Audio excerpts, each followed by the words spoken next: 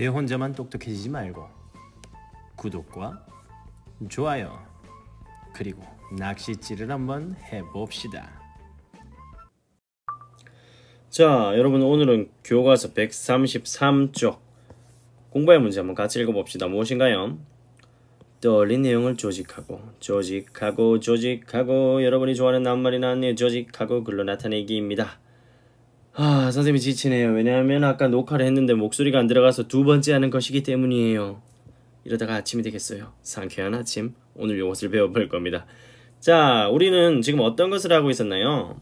짜잔! 그렇죠. 우리는 글쓰기의 과정을 배우고 있었어요. 여러분 글 잘 쓰고 싶다고 했잖아요. 선생님에게. 그래서 우리가 하는 것 첫 번째 문장 성분을 알아보았어요. 두 번째 쓸 내용을 떠올리는 방법을 배워보았어요. 그래서 막 떠올리기와 몇 가지로 나누어 떠올리기. 막 떠올리는 거 브레인스토밍 같은 거, 뇌폭풍, 스토밍. 몇 가지 나누어서 떠올리는 거 일종의 마인드맵 같은 거, 생각 그물. 자, 그리고 오늘은 드디어 내용을 조직합니다. 조직은 다시 말하면 뼈대를 만드는 거예요. 뼈대.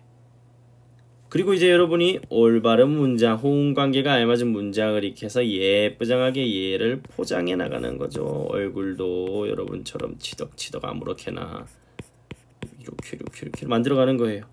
그러면 여러분의 생각을 글로 나타내는 것이 됩니다. 자, 그래서 우리는 상쾌한 아침, 여기서 이 글에서 오늘 무엇을 할 거냐면 요런 것들을 배울 거예요. 어떻게 묶었는지를 살펴보는데 이런 것을 다발짓기라고 합니다. 여러분 다발이란 말 들어봤습니까? 다발이 뭐냐면 내가 그리는 게 뭔지 맞춰봐. 축축축축축 이렇게 해서 색깔을 이게 무엇인가요?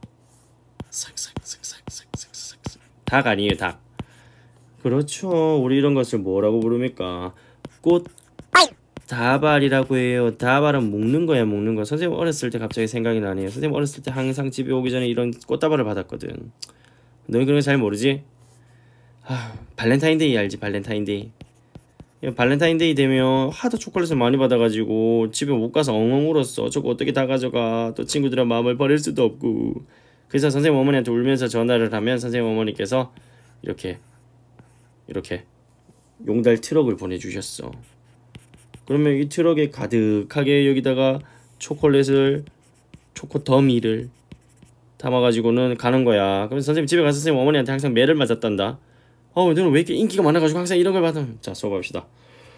우리 그래서 다발짓기를 배워볼 건데 일단 이 글을 그냥 읽지 말고 이 글을 읽고 요런 식으로 정리를 하는 것을 생각을 하면서 한번 읽어보도록 하겠습니다. 내가 최대한 빨리 읽을 거든. 왜냐면 너희가 하도 길다 길어요 악플러들. 그래서 빨리 읽긴 할 건데 안 되면 너희 멈춰놓고 알아서 읽고 넘어가도록 해. 자, 하겠습니다. 상쾌한 아침 일찍 아빠께서 공원에 가자며 나를 깨우셨다. 일찍 일어나는 새가 벌레를 잡는다는 말이 있어 얼른 일어나자. 아빠 말씀에 난 억지로 일어나 세수를 하고 옷을 입었다. 공원에 갈 준비가 끝날 때까지 난 계속 툴툴거렸다. 대문을 나서니 찬바람에 코끝이 시려 손으로 코를 가렸다. 왜? 춥니? 좀 걸으면 괜찮아질 거야. 아빠께서는 물통을 들고 뚜벅뚜벅 걸어가셨다. 아빠 발걸음이 어찌나 빠르지. 나는 그 뒤를 따라 뛰어야 했다. 이럴 거면 혼자 가시지. 뒷산 시민공원에 도착하니 벌써 운동하는 사람이 많아 깜짝 놀랐다. 준비운동부터 하자. 공원에 가서 아빠랑 준비운동을 합니다. 나는 아빠를 따라 맨손 체조를 했다. 준비운동 시작! 해서 체조를 따라 정말 추위가 달아나는 것 같았다. 철봉에서 턱걸이를 5번이나 했답니다. 여러분 이 친구 5번이나 할 수 있는 대한민국 상위 1%. 그죠? 아빠께 선생님은 한 4,000개 정도 할 수 있어요. 자, 아침 일찍 일어나기 참 힘들었지만 아빠께 칭찬을 듣는 기분이 좋았다. 운동으로 땀을 흘린 뒤에 마시는 물은 뱃속까지 시원하게 했다. 물이 시원했나봐. 이웃어른들께 반갑게 인사하며 아빠와 함께 공원을 나왔다. 나는 아빠를 앞질러 집으로 달렸다. 아빠와 함께 운동을 하니 기분이 참 상쾌했다. 대한민국 상위 1% 여학생을 보고 있습니다.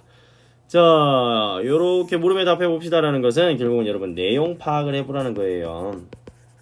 항상 국어책 끝나고 이렇게 글인 건 내용 파악을 시키는 거라고요. 자, 어떤 목적으로 글을 썼나요? 어떤 목적인가요? 주장? 아니죠. 설명? 아니죠. 이거 어떤 글이야? 일기 같은 거예요. 일기. 자신의 경험을 더하기 생각. 근데 여러분 일기 쓰라 그러면 여러분 일기에는 1교시에 뭐 했다, 2교시에 뭐 했다, 3교시에 뭐 선생님 몰래 뭘 먹었다, 4교시에 뭘 했다, 라면 먹었다. 참 즐거운 하루였다. 안 즐거워도 맨 마지막에 참 즐거운 하루였다. 그거는 생각이란 느낌이 아니야. 생각이란 느낌은 이렇게 중간중간에 들어가야 한다고요. 자, 글쓴이에게 어떤 일이 있었나요? 로또 1등에 당첨되었습니다. 아니죠. 약수터 갔어요. 약수터. 약수터 아니잖아. 뭐래? 아빠랑 공원 갔어요. 공원. 왜 나를 혼란스럽게 하냐? 자, 글에 나타난 글쓴이의 생각이란 느낌은 어땠나요? 자, 글쓴이의 생각이란 느낌이 드러나는 곳 앞으로 가서 다 찾아봅시다. 어디에 있나요? 생각이란 느낌. 우리 예전에 배웠던 사실과 의견을 한번 비교해보면 돼요. 사실 말고 의견 같은 거. 깜짝 놀랐다 했네. 깜짝 놀랐다. 또 어디 있어요?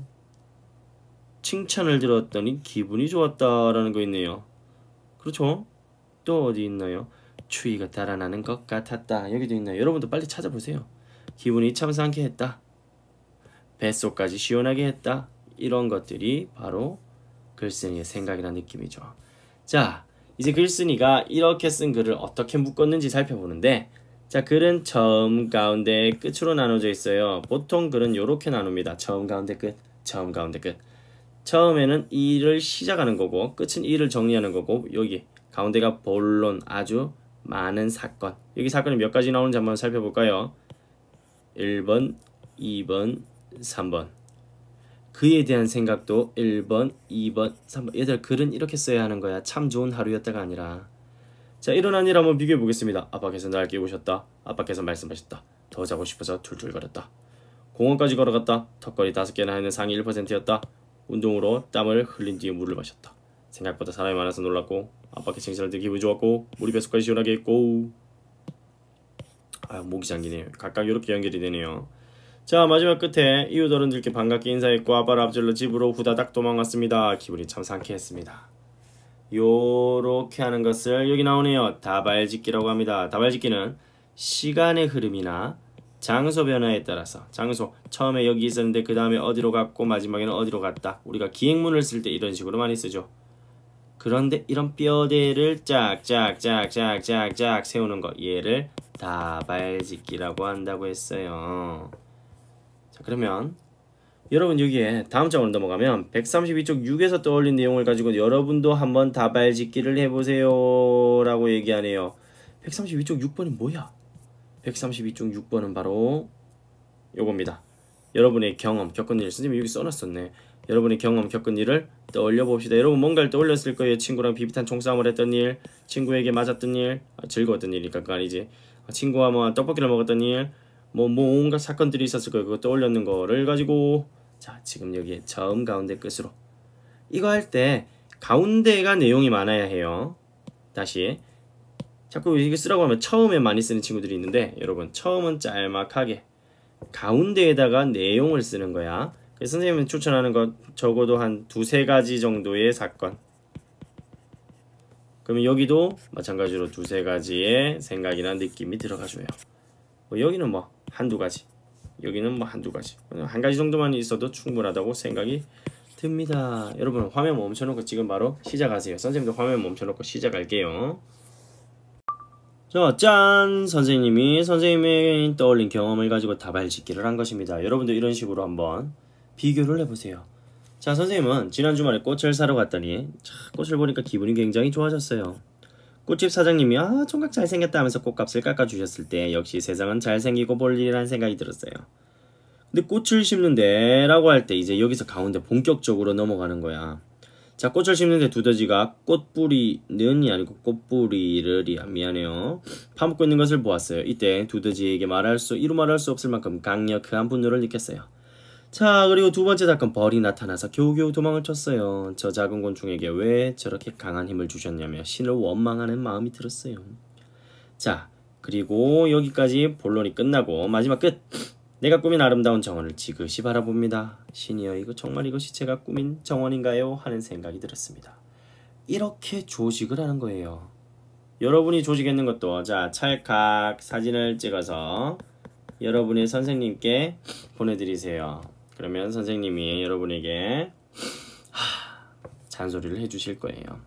자, 떠올린 내용을 다발짓기로 나타낼 때는 글을 읽을 사람, 독자, 글 쓰는 상황이나 목적을 끊임없이 떠올리도록 해야 합니다. 자, 그 사진을 보면서 친구들이랑 서로 잘한 점을 말해봐야 되는데, 자, 잘한 점 한번 보세요. 처음 가운데 끝을 잘 구별하면 잘하는 거예요. 이게 잘 구별됐는지 보세요. 두 번째, 일어난 일에 따라 생각이란 느낌을 잘 정리했는지, 생각이란 느낌 또 참 좋은 하루였다만 썼는지 한번 생각해 보세요. 그럼 여러분이 쓴 글을 보고 이 친구처럼 친구들이 아무 말도 하지 못할 거예요. 잘한 점을 찾지 못한다면 친구에게 어서 찾아달라고 강요하세요. 아, 콧물이 나네요. 자, 이번에는 이게 순서가 맞는 겁니다. 다발짓기를 먼저 하는 거예요. 자, 선 다발짓기, 후 글쓰기예요. 요것을 한번 비교를 해보겠습니다. 그럼 다발짓기를 한번 살펴볼까요? 이 친구의 계획, 이 친구의 뼈대였어요. 삐삐삐삐삐. 자, 글을 처음 가운데 끝으로 나누었습니다. 자, 처음에 어떤 일이 일어났나요? 할머니께서 오셨어요. 기분이 좋아졌어요. 할머니께서 떡볶이를 해주신 첫 번째 사건, 친구 집에 수학 공부하러 간 두 번째 사건, 할머니께서 여전히 집에 계신 세 번째 사건, 그때마다의 느낌, 맛있었다. 할머니와 함께 있지 못해 아쉬웠다. 할머니께서 아직 집에 계셔 다행이다. 마지막으로 할머니께서 대구로 가셨을 때 나의 느낌. 이것이 이 친구의 계획이에요. 이거 해놓고 글쓰기로 가는 겁니다. 자, 이 친구가 글을 얼마나 잘 썼는지 우리 한번 보러 갑시다. 갑니다.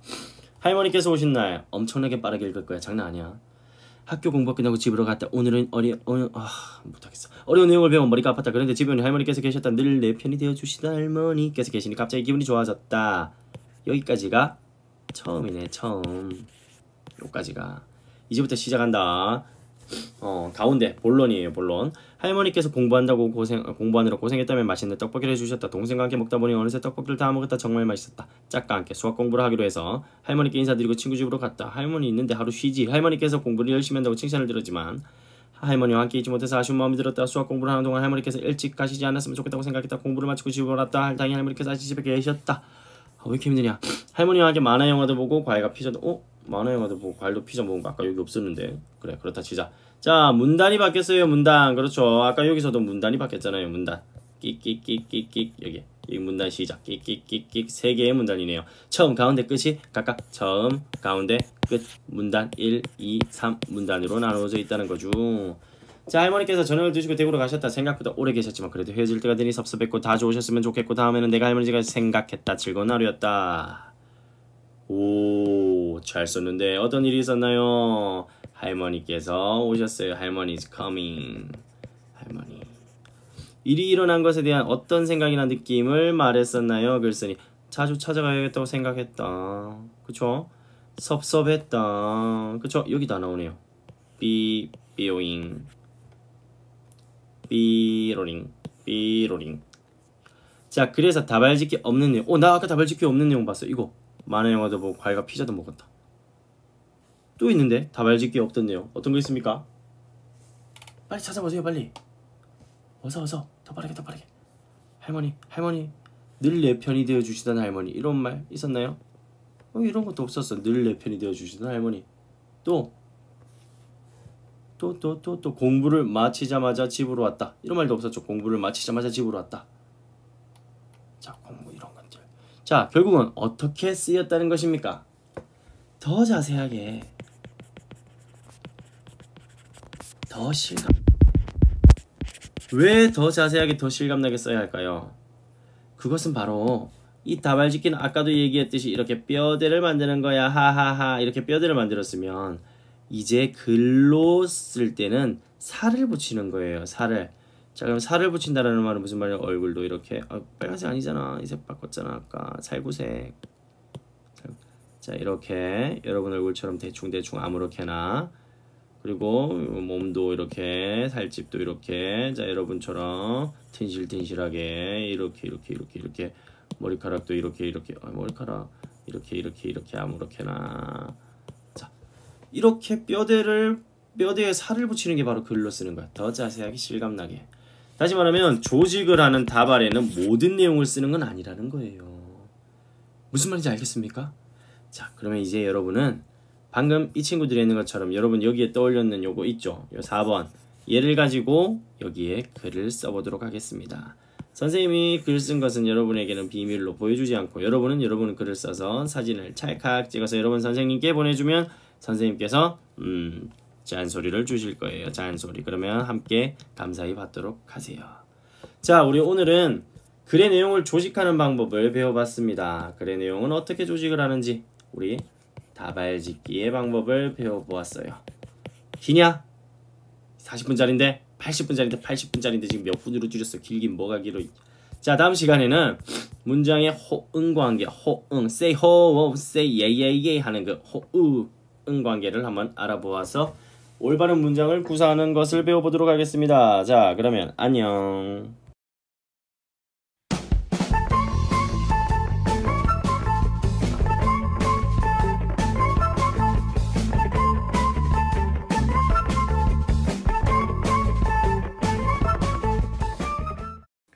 내 혼자만 똑똑해지지 말고 구독과 좋아요 그리고 낚싯질을 한번 해봅시다.